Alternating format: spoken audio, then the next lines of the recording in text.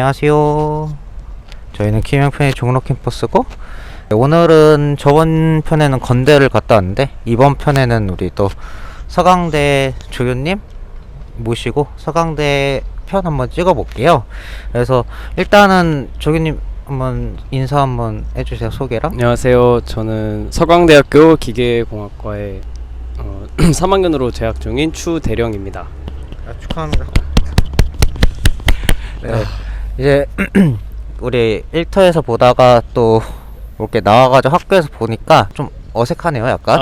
그래서 오늘 인터뷰 진행하려고 하고요. 그리고 아무래도 자연계 편입을 준비하시는 분들께서 또 자연계를 전공하셨지만 또 이 공대 쪽을 잘 모르시는 분들도 있고, 아니면 또 인문계에서 자연계 쪽으로 이제 공대 편입을 생각하시는 분들도 있기 때문에 간단하게 전공에 대해서 설명을 좀 듣는 시간을 좀 가져볼게요. 우선 기계공학과라고 하면 공대 중에 좀 폭넓은 학과가 아닌가라는 생각이 들어요. 이제 과학 중에서도 물리를 바탕으로, 물리 중에서도 이제 역학을 가장 많이 배운 학과고요.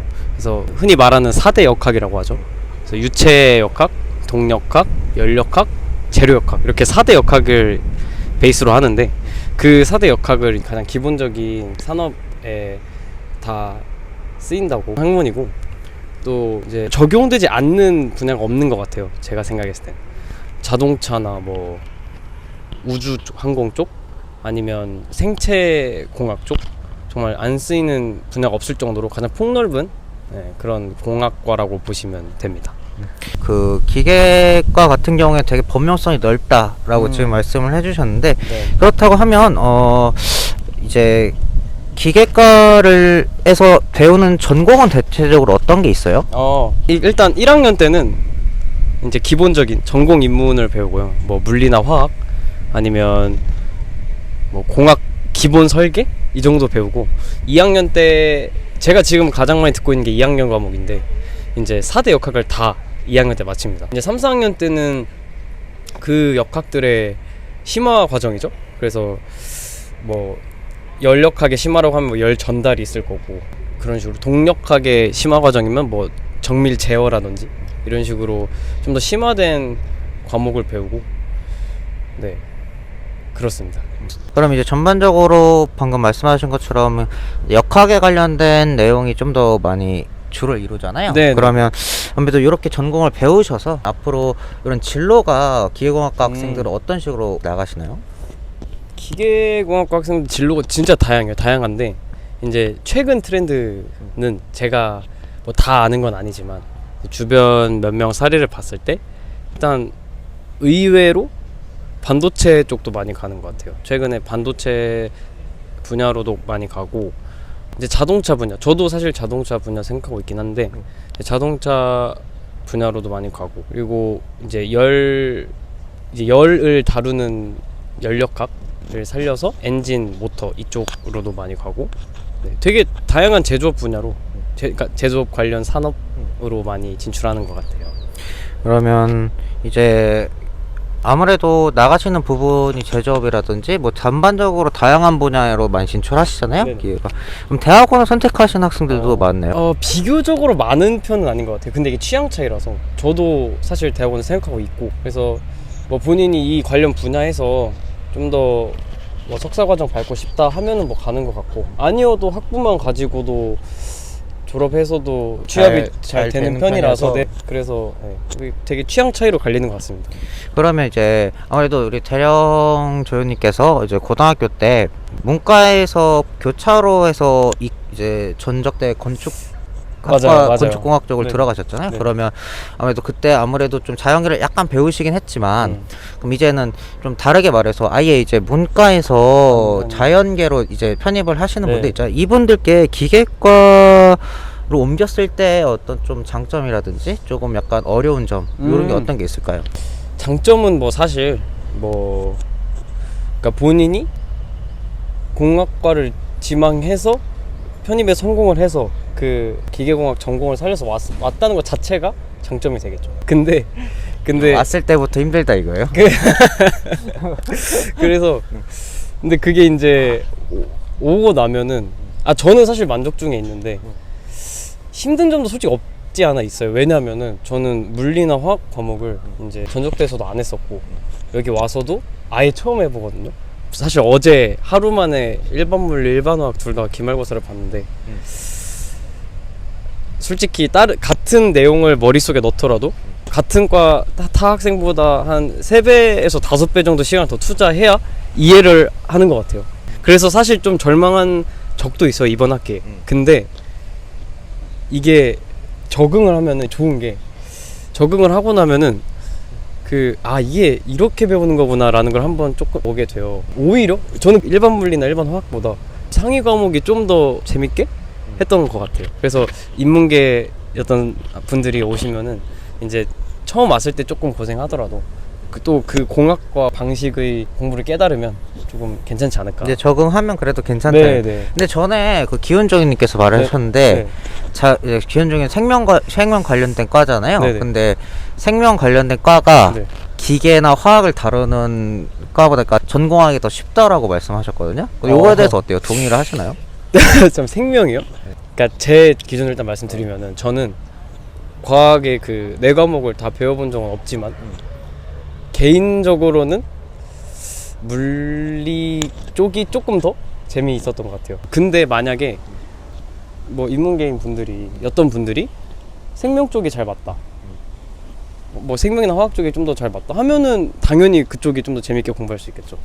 그러니까 일단은 두 분 얘기를 들어보면, 네. 일단 기훈정님 아무래도 물리랑 수학을 배우는 것보다는 네네. 생물을 배우는 게 좀 더 수월할 수도 있다라고는 네, 말했는데, 네. 그래도 대령적인 또 그거는 약간 취향 차이다라고 맞아. 말씀하신 거잖아요. 근데 일단 두 분 다 전제 조건은 뭐 누가 더 쉽고 어렵고 이런 게 아니라 취향 차이긴 해요. 그렇다고 하면 이제 기초 물리를 공부할 때는 별로 많이 안 어렵네요, 혹시? 오히려 저는 그러니까 잘한다가 아니라 재미있게 공부했던 이유가 타 과학에 비해서 재밌었던 이유가 일단 그 힘에 대한 어떤 한 가지 딱 정해진 어떤 법칙이 있으면은 그걸 계속 응용하는 과목이더라고요. 그래서 이 뭐 하나의 힘에 대한 식이 있으면은 예를 들어서 뭐 진자 운동에도 적용을 해보고 뭐 진동이나 파동이나 아니면 열 이런 데다도 적용을 해보면서 결국에는 하나로 다 유기적으로 묶이는 느낌? 그리고 또 편입 수학을 공부하다 보면요, 이제 공학 수학이나 뭐 미적분학 공부하다 보면은 유도하는 그 부분이 되게 많잖아요. 근데 물리 과목도 약간 수학이랑 꽤 많이 비슷하다. 특히 유도 증명하는 데 있어서 더 중요한 과목이고 왜 이렇게 유도되는지 이해하는 과목이라서 저는 오히려 암기보다는 그 과정을 이해하는 과정이 재밌었던 것 같아요. 그래서 네, 재밌습니다. 그러면 이제 편입 수학을 좀 네네. 재밌게 공부를 하셨던 분들 같은 경우에 네네. 물리에도 이렇게 뭐 완전 같은 건 아니지만 맞아요. 적용하는 어떤 방향성 자체는 어느 정도 비슷할 수 있다라는 네네. 거죠. 맞아요. 딱 그 말. 그래서 이제 편입 수학도 처음에 봤었을 때 네네. 다 어렵다고 느끼잖아요. 그럼요. 네, 그런 거랑 똑같이 물리도 이렇게 처음 봤었을 때는 맞아요. 어렵다고 느끼겠지만 네네. 또 계속 하다 보면 우리 또 잘 푸시잖아요. 맞아요. 여러분들 그런 느낌. 그런 느낌이다라고 지금 설명을 해주신 것 같아요. 네.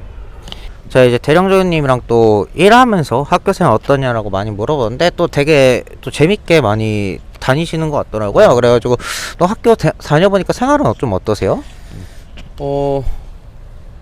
되게 다양한 사람도 많이 만나고 또 일단 근데 사실 공대다 보니까 아무래도 좀 과제도 많고 그래서 아직 진짜 다 학교 생활을 누려본 건 아니지만 뭐 많은 좋은 사람도 많이 만나고 또 다들 약간 자기 분야에서 진짜 열심히 뭔가를 찾아서 하려는 거를 찾아서 하신 분들이 되게 많아서 되게 깨달음도 많고 그런 좋은 학교 생활을 하고 있습니다. 종로 캠퍼스 오신 분들도 네. 굉장히 많으시잖아요. 또 다 잘 지내시나요?